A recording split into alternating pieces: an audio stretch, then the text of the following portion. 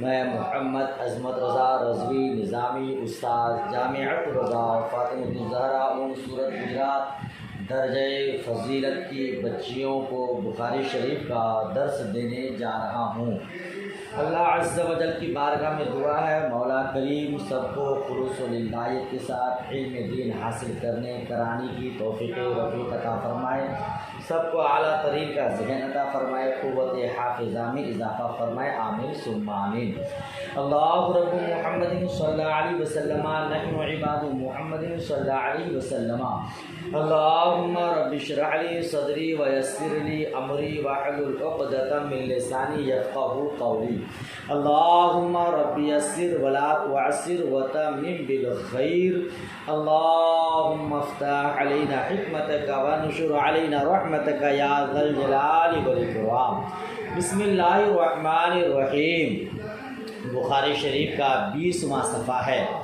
بسم اللہ الرحمن الرحیم۔ باب من برک علی رکبتیہ عند الامام او المحدث۔ یہ باب ہے امام یا محدث کے پاس دو زانو بیٹھنا، ٹھیک ہے۔ ادب کے طور پر امام صاحب کے پاس یا محدث کے پاس دو زانو بیٹھنا، دو زانو بیٹھنا ادب ہے۔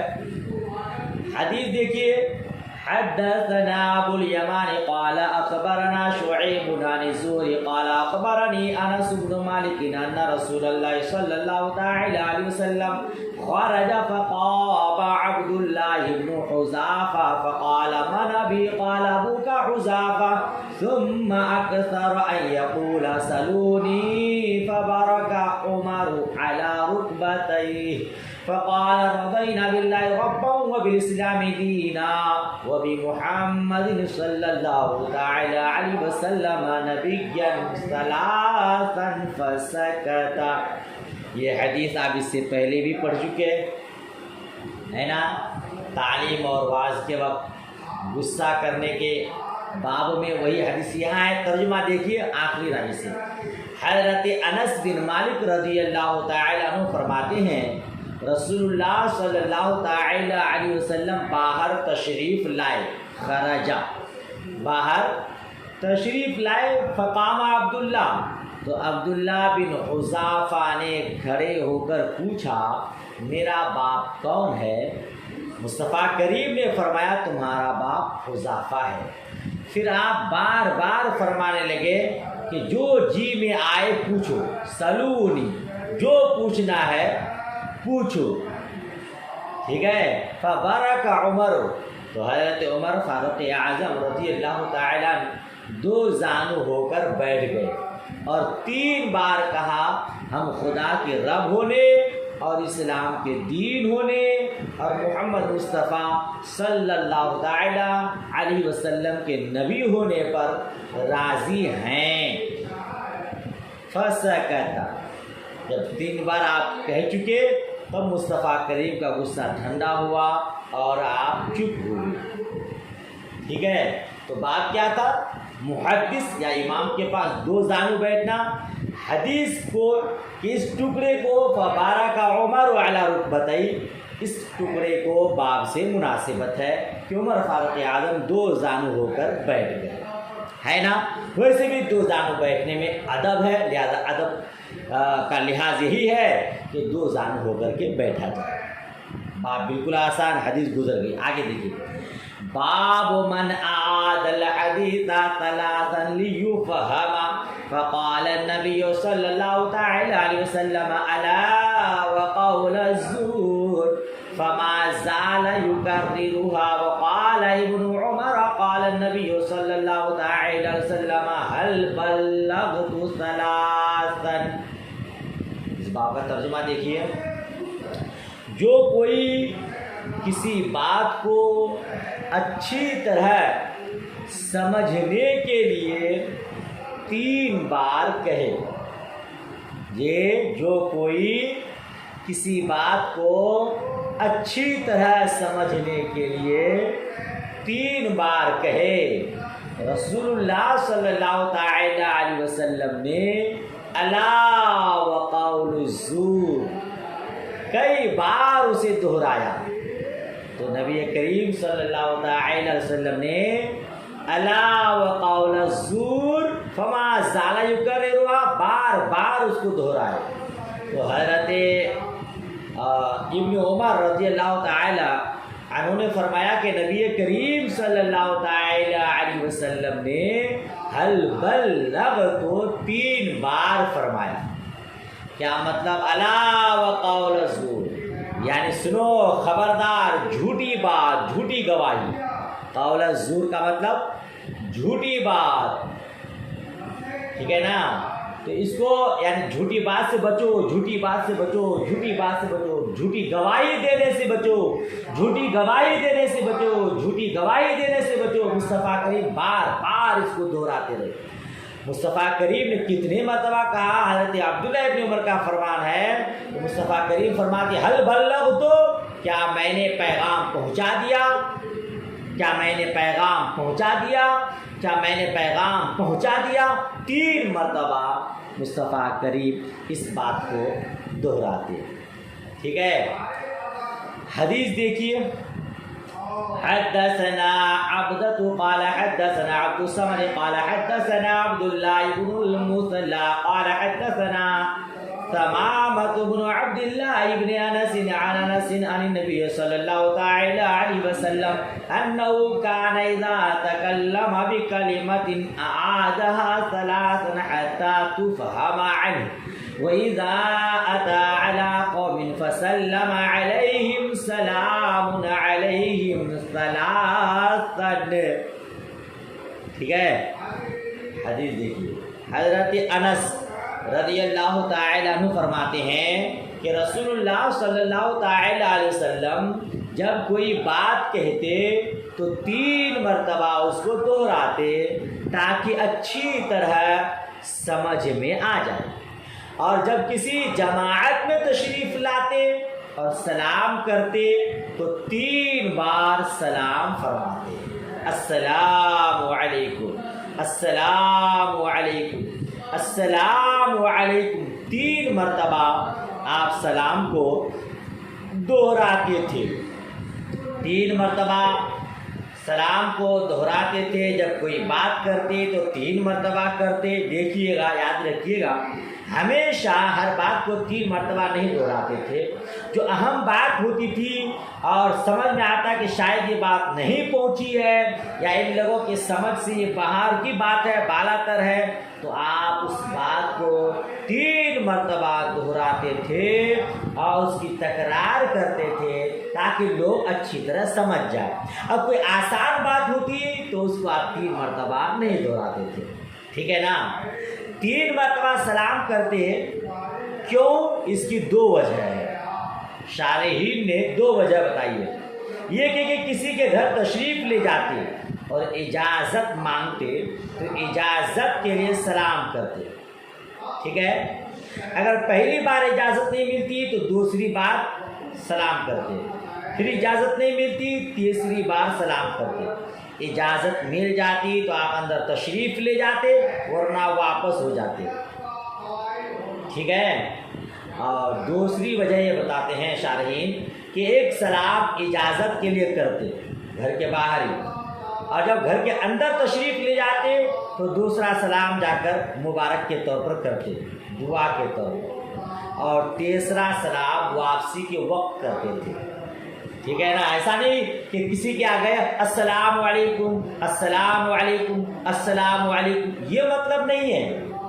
3 مرتبہ سلام اجازت مانگنے کے لیے کرتے تھے، جو میں نے آپ کو بتایا یہ طریقہ تھا. ٹھیک ہے. آپ کسی کے گھر پہنچے تو دروازے میں پہنچنے سے پہلے السلام علیکم ورحمۃ اللہ، پھر آپ گھر کے اندر تشریف لے جائے تو دروازے پہ کہے السلام علیکم ورحمۃ اللہ، اور پھر جب واپسی ہو تب آپ سلام کریں السلام علیکم ورحمۃ اللہ. ٹھیک ہے نا. یہ اس باب کا مطلب ہے. اچھا، آگے کی حدیث دیکھیے. حدثنا مسدد قال حدثنا ابو عوانة عن ابي بشر عن يوسف بن مالك عن عبد الله بن عمرو تخلف رسول اللہ صلی اللہ تعالی علیہ وسلم فی سفر سافرنا فادرکنا وقد ارهقنا صلاۃ العصر. اس کو آپ اس سے پہلے بھی پڑھ چکے ہیں. آئیے ترجمہ دیکھیے. حضرت عبداللہ ابن عمر رضی اللہ تعالی عنہ فرماتے ہیں ایک سفر میں رسول اللہ صلی اللہ تعالی علیہ وسلم ہم سے بچھڑ گئے. پھر جب آپ ہمیں آ ملے تو نماز عصر کا وقت تنگ ہو چکا تھا. ہم جلدی میں پانی پاؤں پر ملنے لگے. آپ نے بلند آواز سے 2 یا 3 بار فرمایا آگ سے ان ٹخنوں کی خرابی ہے. وَيْلٌ لِّلْعِقَابِ ایریوں کے لیے آگ کی خرابی ہے. ٹھیک ہے. مطلب کیا تھا کہ نہ دھونے سے ٹخنے آگ میں ڈالے جائیں گے, یا یہ کہ پیر دھونے میں مبالغہ کرو, جلدی جلدی وضو کرنے میں اگر ایڑیاں خشک رہ گئی, ٹخنے خشک رہ گئے تو اتنا حصہ آگ میں جلے گا. اس کو آپ پیچھے باب میں پڑھ چکے. علم حاصل دینے کے لیے آواز کو بلند کرنا ہے نا. تو مصطفیٰ کریم نے آواز سے کہا ویل للعقاب 2 مرتبہ یا 3 مرتبہ. تو اس کو باب سے مناسبت ہے, 3 مرتبہ باب کو لوٹا دیجیے. بات ختم ہوئی. اس کی وضاحت آپ پہلے پڑھ چکے ہیں. اگلا باب دیکھیے. باب تعلیم الرجل امتہ و اہلہ, اپنی لونڈی اور گھر والوں کو دین کی تعلیم دینا. ٹھیک ہے. حدیث دیکھیے. حدثنا محمد هو ابن سلام قال المحاربي حدثنا صالح بن حيان قال عامر الشعبي حدثنا ابو بردة عن ابي قال رسول الله صلى الله عليه وسلم 3 لهم اجران.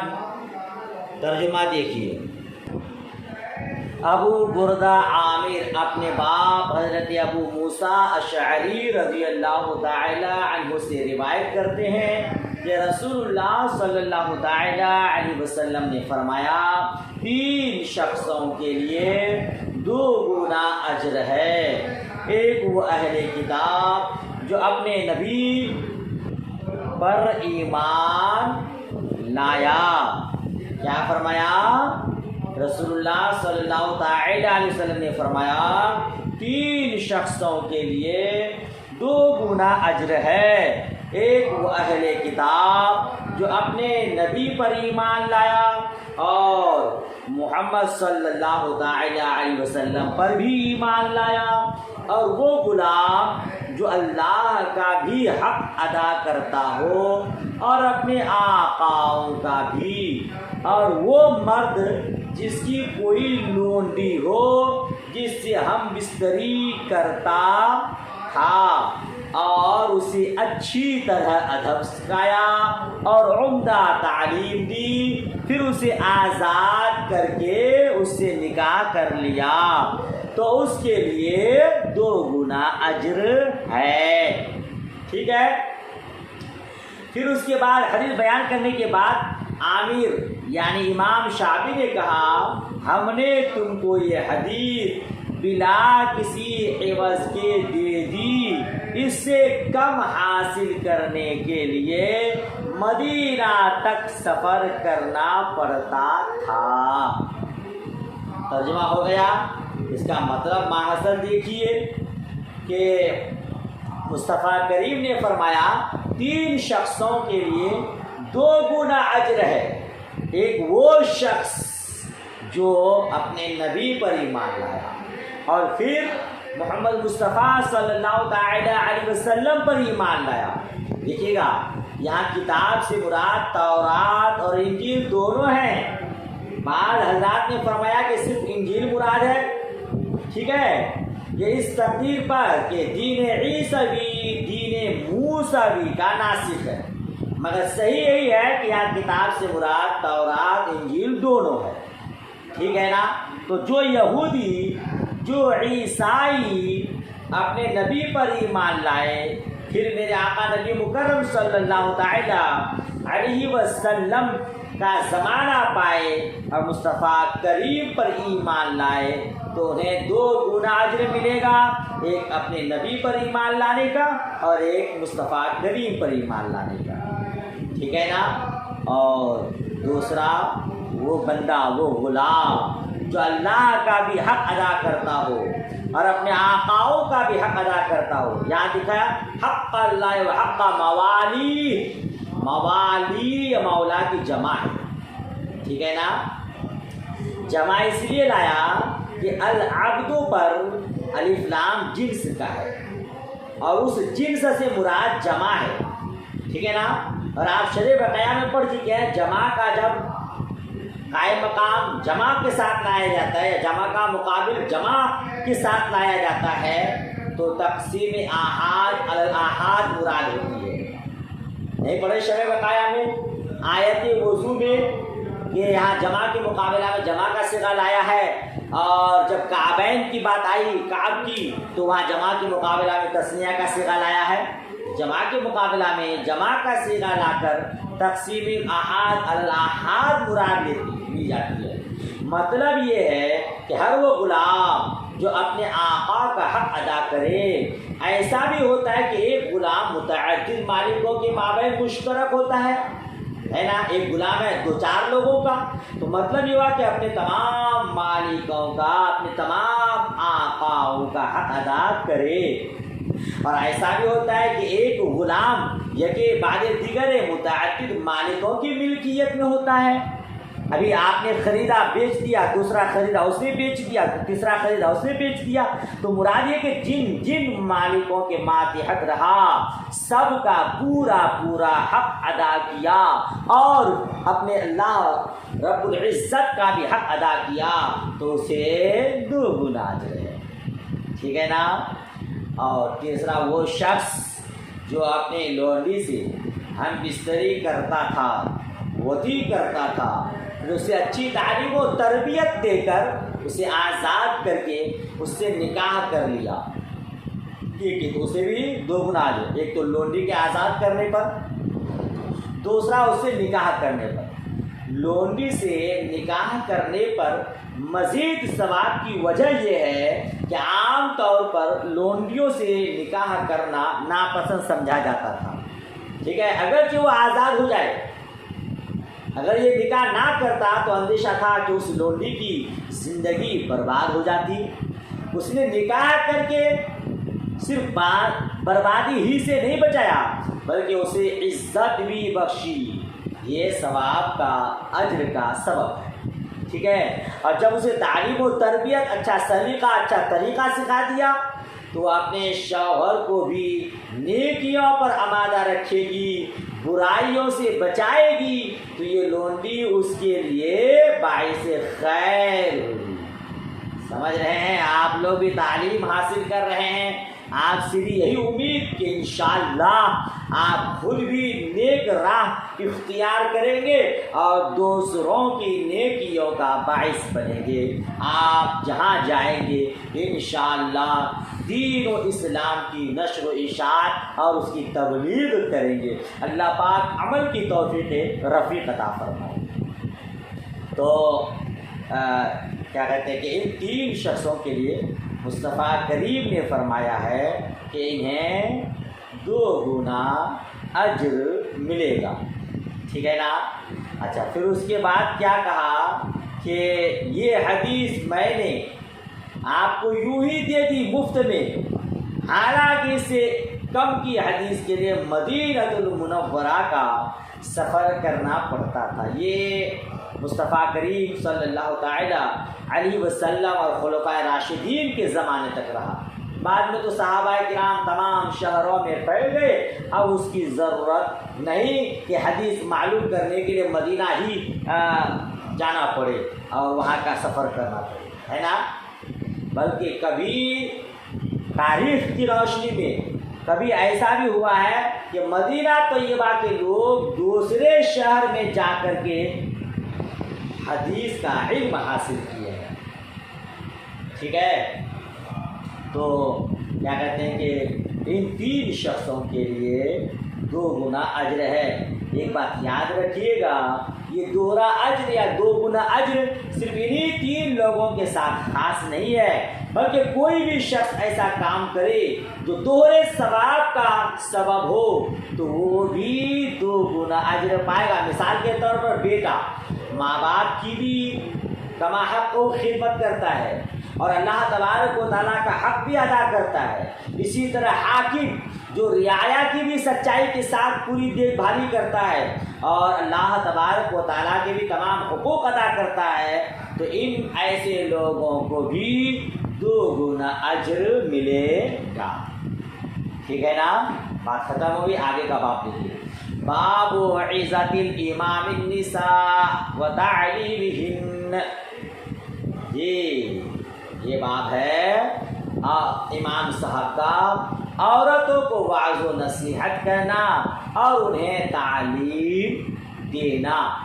حدثنا سلیمان بن حرب قال حدثنا شعبة عن أيوب قال سمعت عطاء بن أبي رباح قال سمعت ابن عباس قال أشهد على النبي صلى الله تعالى عليه وسلم أو قال عطاء أشهد على ابن عباس أن النبي صلى الله تعالى عليه وسلم خرج ومعه بلال فظن أنه لم يسمع النساء فوعظهن وامرهن بالصدقة۔ ترجمہ دیکھیں تو ابن عباس رضی اللہ تعالی عنہما نے فرمایا، میں گواہی دیتا ہوں کہ نبی کریم صلی اللہ تعالی علیہ وسلم، یا عطا نے کہا، میں گواہی دیتا ہوں کہ ابن عباس نے کہا کہ حضور صلی اللہ تعالی علیہ وسلم باہر تشریف لائے۔ کہاں سے؟ مردوں کی مجلس سے باہر تشریف لائے اور حضور کے ساتھ بلال تھے۔ حضور کو گمان ہوا کہ میری بات عورتوں تک نہیں پہنچی۔ حضور عورتوں کے قریب تشریف لائے، مردوں کی مجلس سے آئے، عورتیں الگ بیٹھی تھیں۔ حضور کو یہ اندازہ لگا، یہ گمان ہوا کہ شاید میری بات عورتوں تک نہیں پہنچی، لہذا عورتوں کے قریب آئے اور انہیں وعظ فرمایا اور حکم دیا صدقہ کریں۔ کیا کریں؟ صدقہ کریں۔ عورتیں اپنی بالیاں اور انگوٹھیاں اتار کر دینے لگیں، جنہیں بلال حبشی اپنے کرتے کے دامن میں جمع کرنے لگے۔ سبحان اللہ۔ مصطفیٰ کریم نے عورتوں کو وعظ و نصیحت کیا، انہیں تعلیم دیا۔ آپ کی وعظ و نصیحت اور تعلیم کا یہ اثر ہوا کہ عورتیں اپنے کانوں کی بالیاں، اپنے انگلیوں سے انگوٹھیاں اتار کر دینے لگی، صدقہ کرنے لگی، اور بلال حبشی انہیں اپنے کرتے کے دامن میں جمع کرنے لگے۔ اس حدیث سے کیا معلوم ہوا؟ اس حدیث سے یہ معلوم ہوا خاص عورتوں کے مجمع میں جا کر مرد کو وعظ کہنا جائز ہے۔ تب تو مصطفیٰ کریم گئے، امام نبی نے فرمایا یہ اس وقت ہے کہ کسی طرف فتنے کا اندیشہ، ٹھیک ہے نا، آج کا زمانہ پرفتن زمانہ ہے۔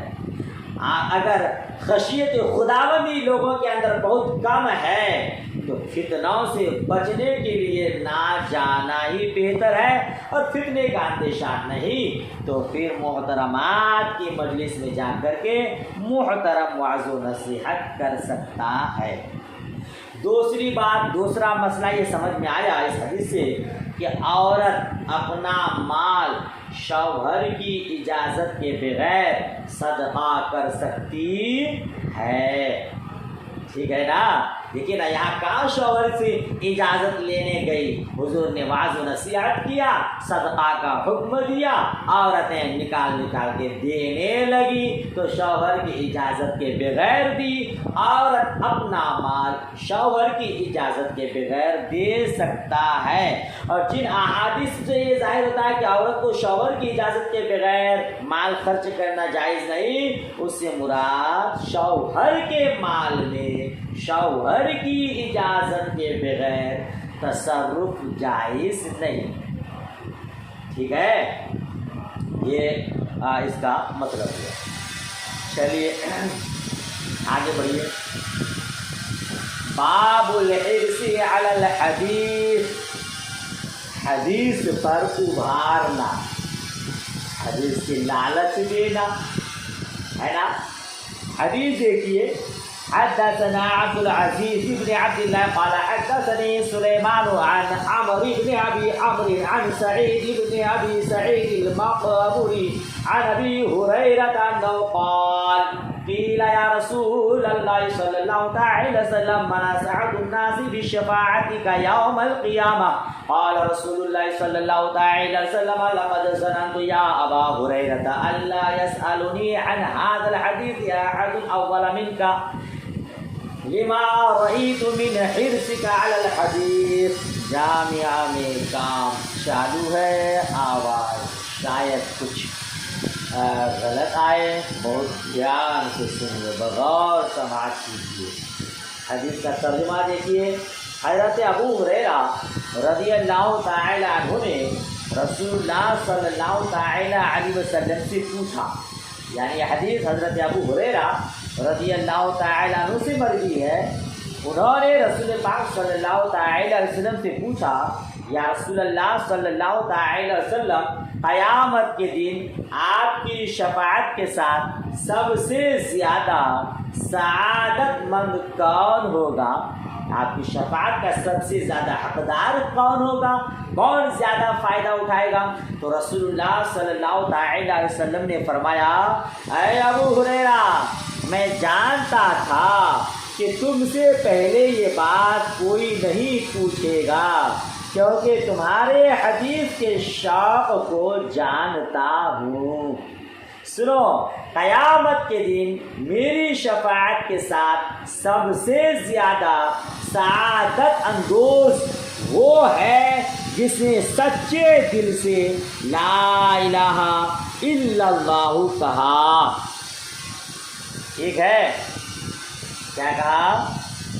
جس نے لا الہ الا اللہ کہا وہ سب سے زیادہ سعادت اندوز ہوگا۔ یاد رکھیے گا، شفاعت کے مختلف مرتبے ہیں، ٹھیک ہے۔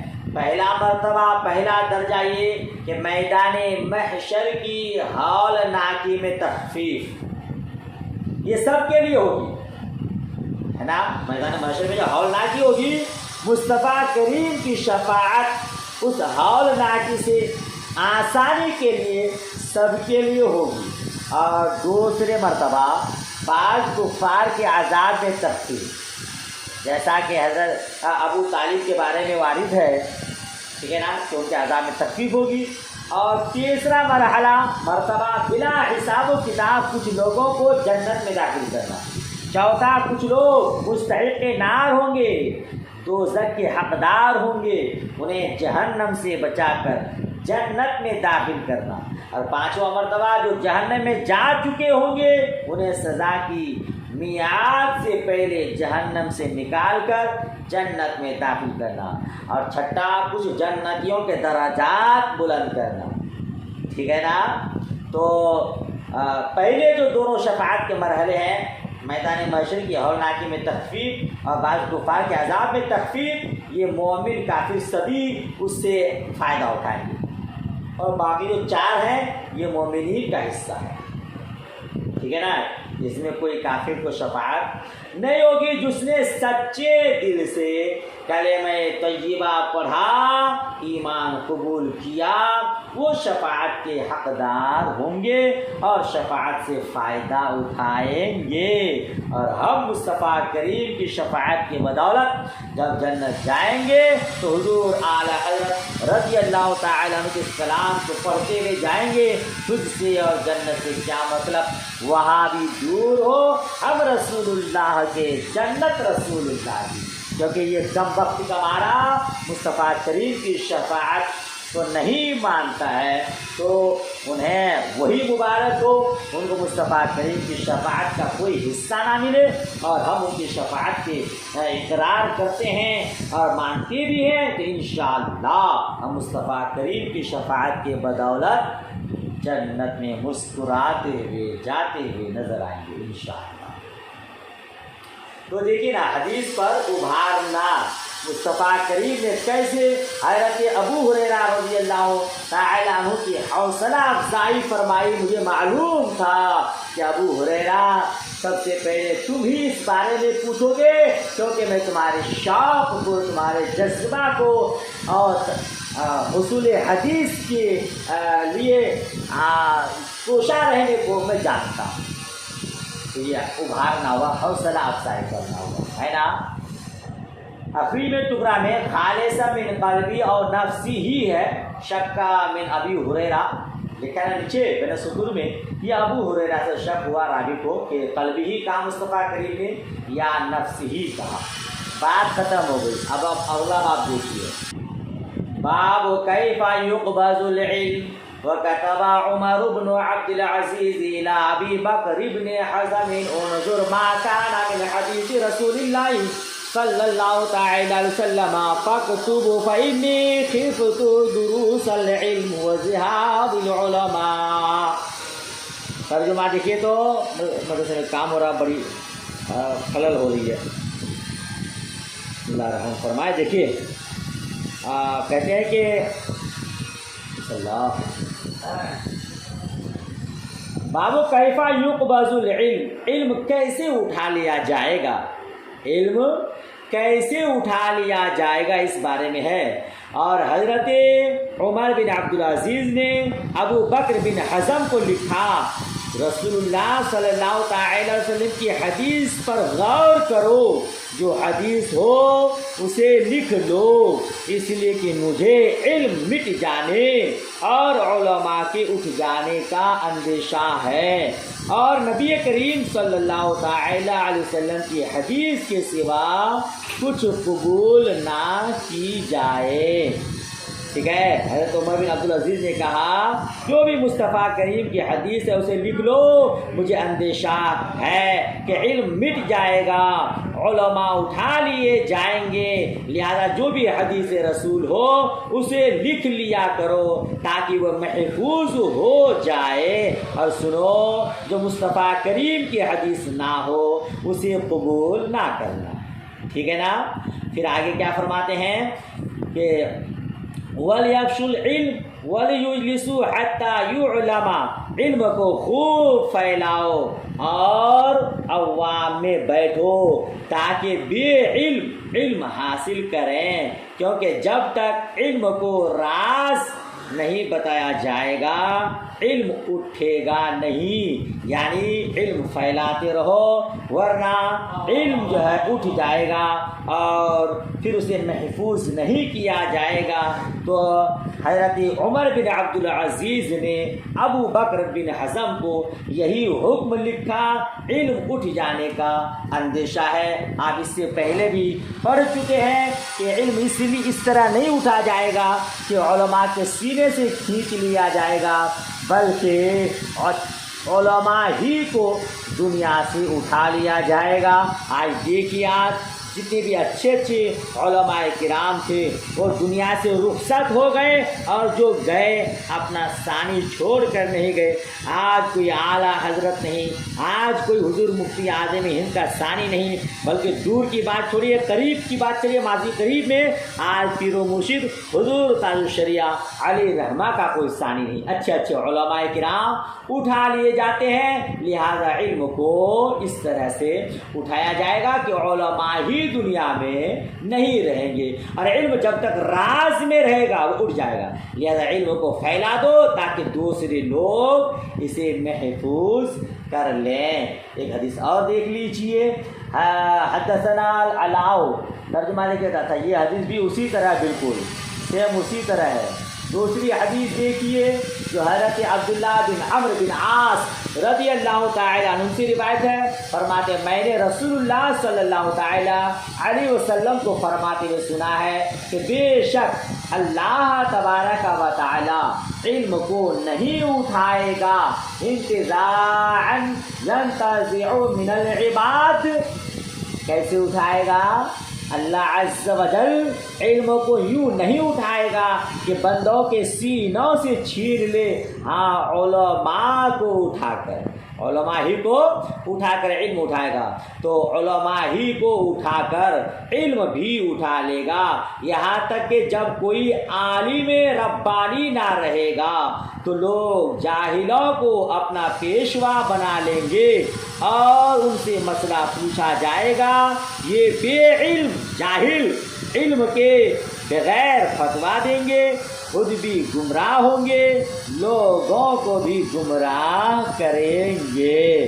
آج موجودہ دور دیکھیے تو جو لاہی مسئلہ حل کر لیتے ہیں، علماء کرام کو نہیں بلاتے اور اپنی جہالت کی بنیاد پر لوگوں کو فتویٰ دیتے ہیں، لوگ گمراہ ہو رہے ہیں، خود بھی گمراہ ہو رہے ہیں، دوسروں کو بھی گمراہ کر رہے ہیں۔ یہی قرب قیامت کی نشانیوں میں سے ایک نشانی ہے۔ یاد رکھیے گا، جاہل کو مذہبی پیشوا یا مفتی بنانا حرام ہے جی، لہذا عالم سے مسئلہ پوچھا جائے تاکہ وہ صحیح مسئلہ بتائے اور لوگ اس سے کے ذریعے گمراہ نہ ہو، ورنہ جب جہلا فتویٰ دیں گے وہی لیڈر اور رئیس بنیں گے، سردار بنیں گے، متولی بنیں گے، تو پھر سمجھ جائے کہ قرب قیامت کی نشانی ظاہر ہو چکی ہے۔ بہت ڈسٹرب ہو رہا ہے، آواز بہت آ رہی ہے۔ چلیے آج کا سبق یہیں تک، دعائے خیر میں یاد۔ اللہ حافظ، خدا حافظ۔ کچھ سمجھ میں نہ آئے تو ضرور پوچھیے گا۔